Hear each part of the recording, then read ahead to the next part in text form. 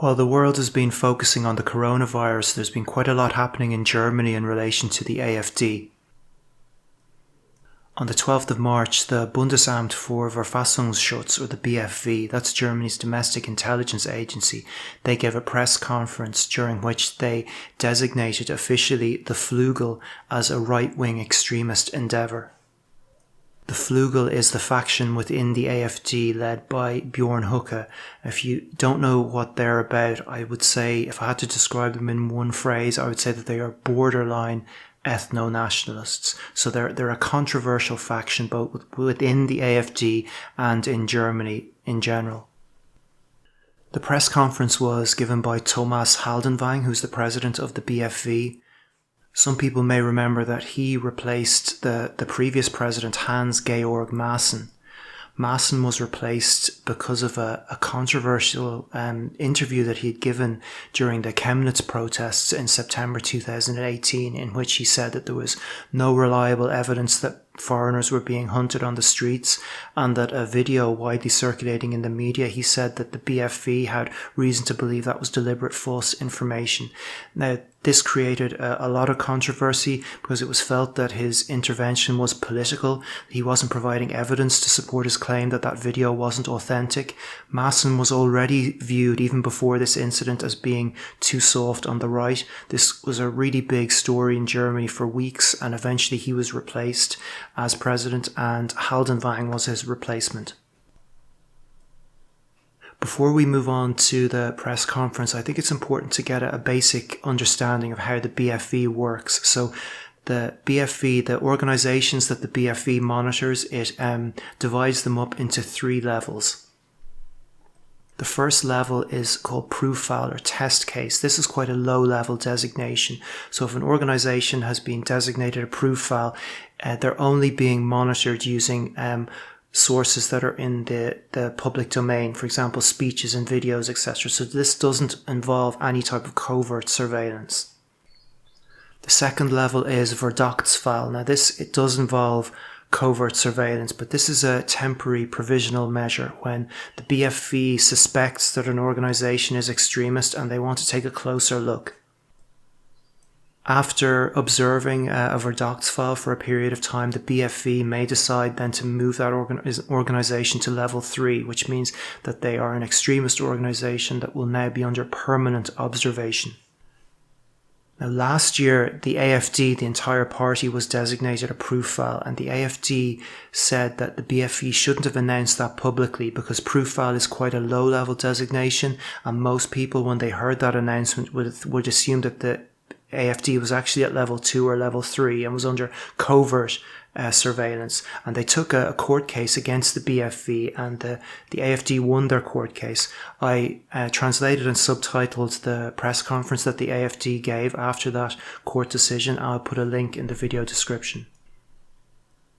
So at the moment, the AfD, the entire party, is still at level 1. The Junge Alternative, which is the youth wing of the AfD, that's at level 2. And the Flügel, after spending around a year as a Verdachtsfall under that temporary form of surveillance, they have now been moved to level 3, so they are going to be under permanent surveillance now. The state branch of the AfD in Thuringia has been designated a Verdachtsfall by the state intelligence agency in Thuringia. So the BfV is the federal national intelligence agency, and then each of the states have their own intelligence agencies as well. So the state intelligence agency in Thuringia has designated the state branch of the AfD as a Verdachtsfall. Now, you might wonder, why is this important? Well, it's embarrassing for the AfD, first of all, when they're trying to present themselves as moderates, but it also has very tangible, real-world consequences, especially in the labour market. If you're going for a job, or especially a public sector job, and especially in the police, I mean, being involved with an officially designated right-wing extremist organisation, I mean, that's a problem. And there have already been calls for police officers who are involved with the Flügel to lose their jobs.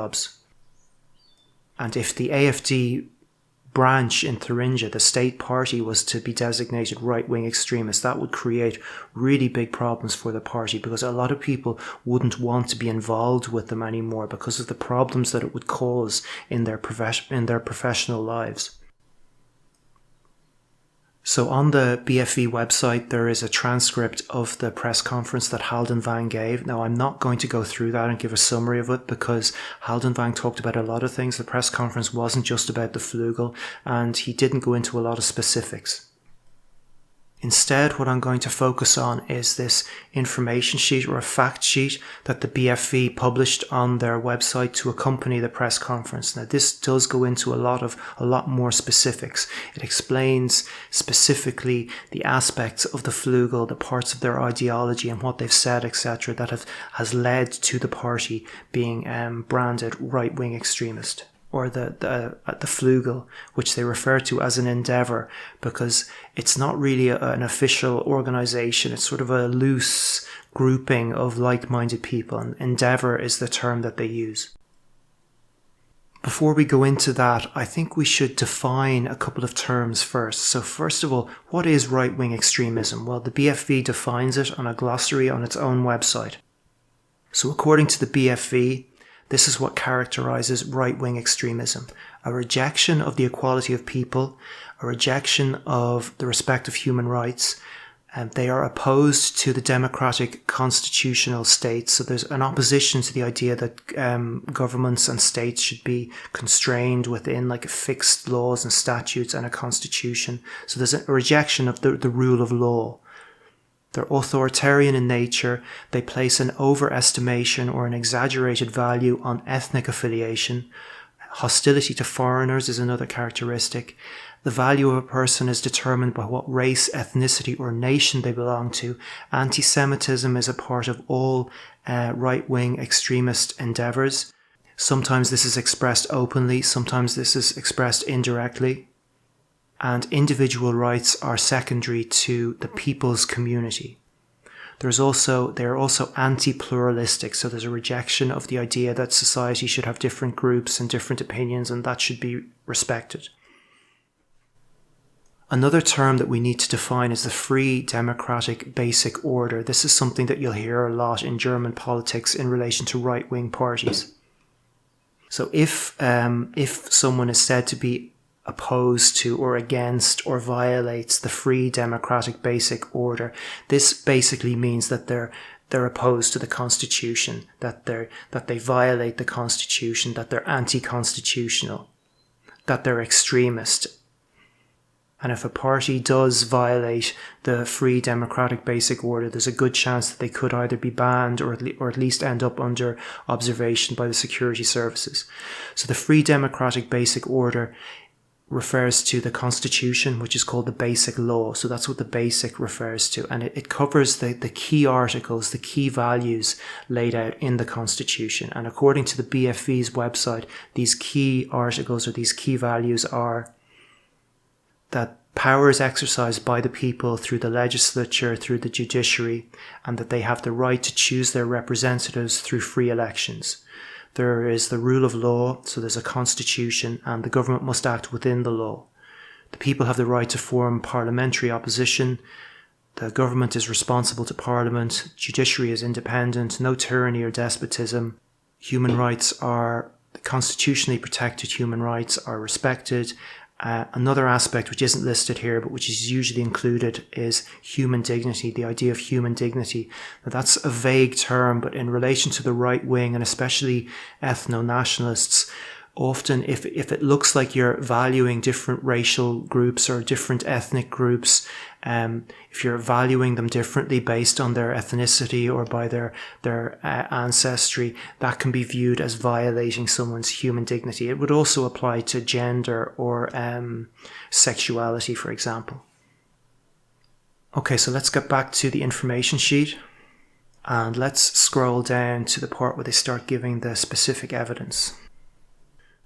The first paragraph here is really just a lot of legal jargon and waffle. The Flügel was a Verdachtsfall for about a year, so they're saying that during the year that we've been observing the Flügel, the initial indications have been confirmed, and we're now ready to designate them as right-wing extremists, etc. So then they start going into what it is exactly that violates these core values of the Constitution. So the first part here, violations against human dignity through Folkish positions. So Folkish, that's another term that if you're interested in German politics, especially on the right, you need to understand. So the Folkish movement was a cultural and political movement. It started in the early 1800s, had its roots in German Romantic nationalism. They were very interested in the ancient Germans, the pagan Germans, pre-Christian Germans, and also the way that peasants, rural peasants, lived in the medieval era during the Holy Roman Empire. Now there's three strands to the whole Folkish ideology. The first is an idealized vision of rural living, that like rural living is preferable to city living, and that's the real German living, that Germans have an attachment and a connection to the land. The whole blood and soil ideology ultimately is part of this wider Folkish ideology. The second strand is an interest in mysticism, Christian mysticism, also paganism, the occult, runes, all that type of stuff. And then the third strand of this is the idea that Germans are an ethnic group defined by genetics and ancestry. The Nazis were big into the whole Folkish ideology, all three strands of it, which is why today the term Folkish has a lot of stigma attached to it. Today, if you're referring to a political movement as Folkish, you're not really referring to the rural living and the mysticism stuff. It's really this idea of that you're if you're saying someone's adopting a Folkish position, you're saying that person is, when that person talks about Germans, what they really mean are ethnic Germans. So it's used effectively in a pejorative sense most of the time. I suppose you could say it's a synonym of ethno-nationalist. So I'm going to go through this second paragraph and translate it pretty much word for word. Violations against human dignity through Folkish positions. Actions and statements by the leading Flügel exponents Björn Höcke. So he's the leader of the Flügel, he's the leader of the AfD in the state of Thuringia, and Andreas Kalbitz, he's number 2 in the Flügel, or generally considered to be number 2, and he's the leader of the AfD in Brandenburg, as well as other functionaries and followers of this group. These actions and statements, that the aim of these actions and statements is the establishment of a Folkish concept of society, which is based on biological underlying assumptions and hence postulates an ethno-culturally homogeneous state population. So postulate means assumes the existence of. So you can see how this is starting to become problematic in terms of the constitution. Migrants of non-European background are excluded as fundamentally incapable of being integrated, and the Flügel sees the greatest danger as an alleged organised population replacement or population exchange, the aim of which is the annihilation of the organically grown European people, or peoples. They use the plural form. These ideologies have an over-exaggerated sense of the value of ethnic affiliation. They place the collective over the individual, and they blanket rule out. They exclude in a blanket manner and devalue minorities. This is all stands in contradictions to the guarantee of human dignity, which is expressed in Article 1, Section 1 of the Basic Law. Here is that article: human dignity shall be inviolable. So you can see, although it's quite an ambiguous, vague term, it's also very important. I mean, it's the first section of the first article of the Constitution. And then finally, it finishes up saying, also worth mentioning here is the prominent role that Höcke plays in the constant formulation and propagation of a closed, Folkish ideological worldview.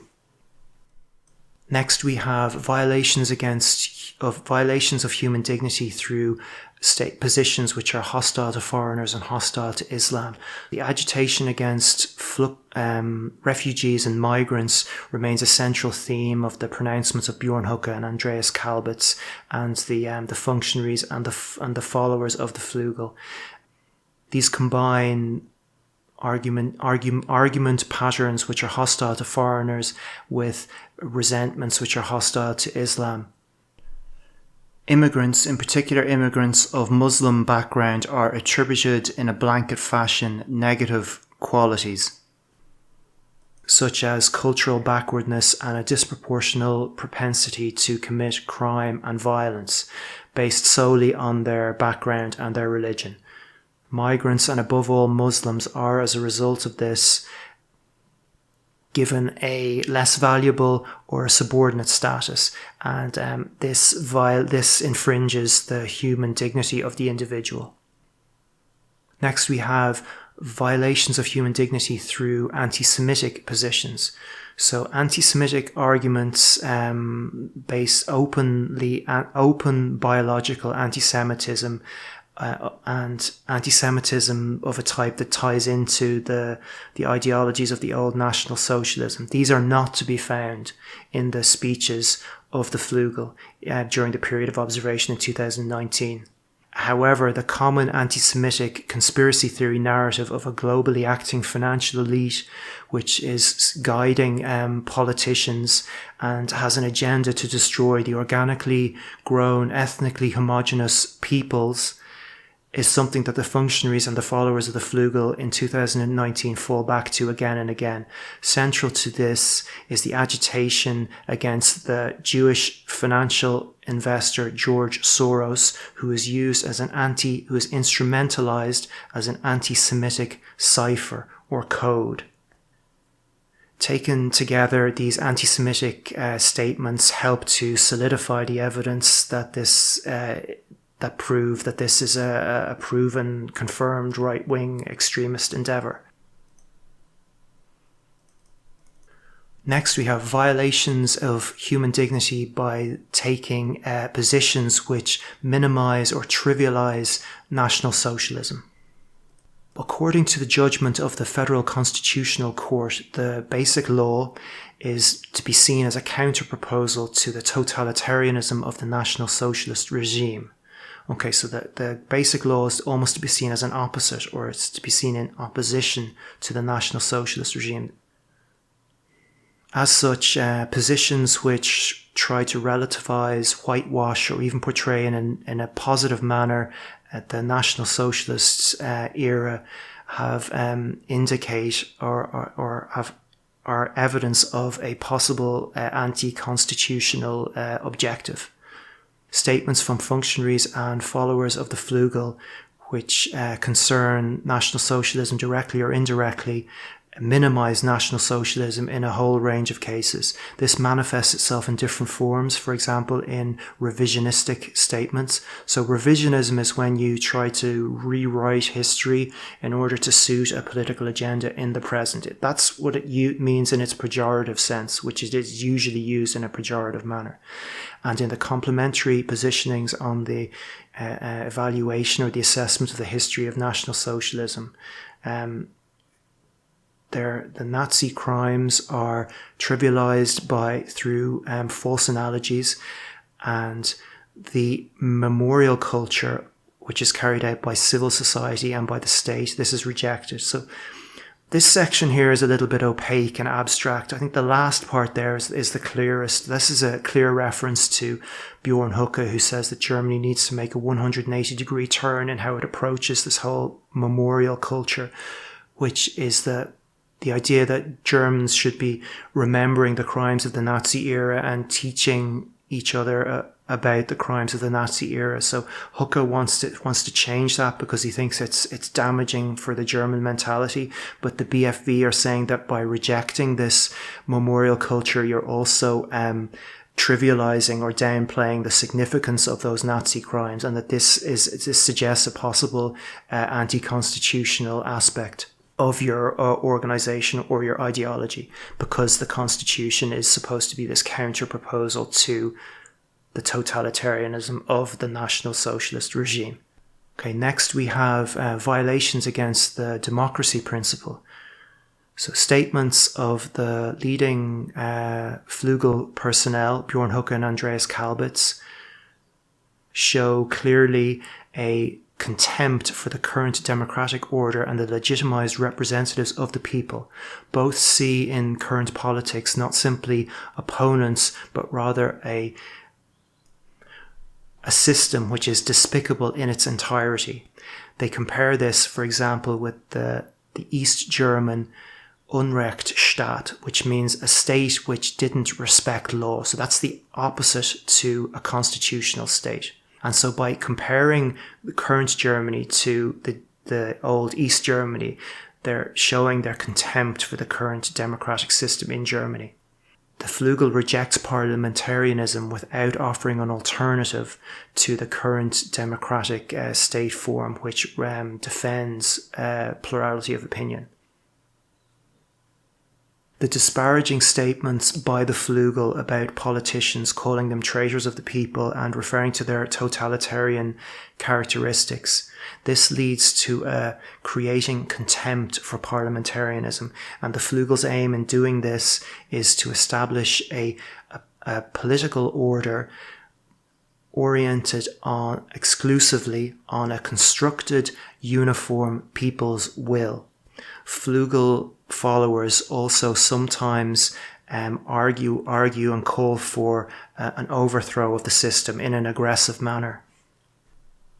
So what the BFV is looking for here is whether an organisation is trying to overthrow the Federal Republic of Germany and whether it is committed to democracy or not. So finally we have violations of the rule of law principle. So evidence for hostility to the rule of law principle can be found at all levels of the Flügel. The evidence for this has become further solidified since our last report in 2019. This is rooted in a disregard for the principle of the state monopoly on violence, so that only the state may use force or violence. For example, the calls to establish citizens' militias, a relativization of right-wing terrorism which has been committed against the state, and a disregard for the fact that the state authority or state power is bound by law and by statute. And the Flügel disregard this by continually hinting that state power is illegitimate and unjustified. This section's also a little bit opaque and vague. It then goes on to say that an inaccurate invocation of a supposed right to resistance according to Article 20, Section 4 of the Basic Law violates both principles. Article 20, Section 4, all Germans shall have the right to resist any person seeking to abolish this constitutional order if no other remedy is available. So the BFV are saying that the Flügel is misinterpreting this article. The BFV then lists the ties of the Flügel to right-wing extremist organisations. It says the indications are that in terms of both quantity and quality, the links of the Flügel to right-wing extremist organisations have become stronger. The evidence of the year 2019 provide evidence that both the leading personnel and also functionaries and followers of the Flügel continue to maintain ties to the protagonists of various right-wing extremist organisations. In particular, worth mentioning is the relationship of trust between Höcke and the extremist primary thinker of the New Right. That's a reference to Guts Kubitschek, and the ever clearer becoming decades-long lasting rooting of Kalbitz in organised right-wing extremism, about which he has evidently made incorrect statements. So this is a reference to Kalbitz's involvement with a far-right summer camp called the Heimattreue Deutsche Jugend. And the BFV are saying that his involvement in this organisation was more extensive than he has admitted publicly. Compared to our report last year, or since our report last year, the contacts and the networking radius of the Flügel have become wider. And this includes both the leading personnel and the followers of the Flügel. Based on all this new evidence, one has to speak of structural ties and a systematic cooperation with the right-wing extremist scene. And finally then, we have the conclusion. The organisational development of the Flügel in general, the increasing significance of the right-wing extremist main protagonists, Björn Höcke and Andreas Kalbitz, the reproduction and distribution of material which we already included in our report of January 2019. So they're saying the Flügel is still using this material. The disparagement or the denigration of criticism within the AfD directed towards the Flügel. So the Flügel, when they're criticised, they say the people who are criticising them are collaborating with the enemy or splitting the party. Continuing new violations against the free democratic basic order and its fundamental principles of human dignity, the democracy principle and the rule of law principle in this period of observation, and the increasing networking of the Flügel in the right-wing extremist spectrum. Taken together, all of this evidence serves to confirm that the Flügel is to be designated as a proven right-wing extremist endeavour. So you might think, why does all this matter? Well, what the AfD are really worried about is that the entire party will be put under observation and that the entire party could be designated a right-wing extremist endeavour, and that ultimately the party could either be banned or have its funding cut. Here's Article 21 of the Basic Law. Parties that by reason of their aims or the behaviour of their adherents seek to undermine or abolish the free democratic basic order or to endanger the existence of the Federal Republic of Germany shall be unconstitutional. And then Section 3 says the same. It says that these type of parties shall be excluded from state financing. Section 4 says that the Federal Constitutional Court shall decide on the question of unconstitutionality within the meanings of paragraphs 2 and 3. So if the AfD as a whole were to adopt the type of ideology that Björn Höcke and the Flügel have, it's not inconceivable that the entire party could be banned. But this is something that we're a long way from that happening, because most of the people in the AfD don't share that type of ideology.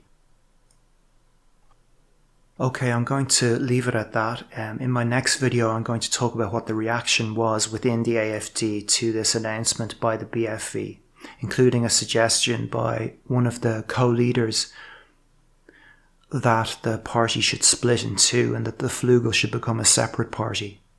In the meantime, thanks for watching, and until next time.